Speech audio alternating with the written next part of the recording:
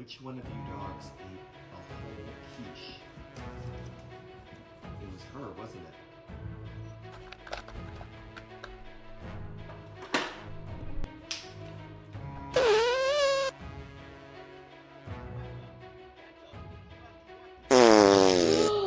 Oh, I'm sorry!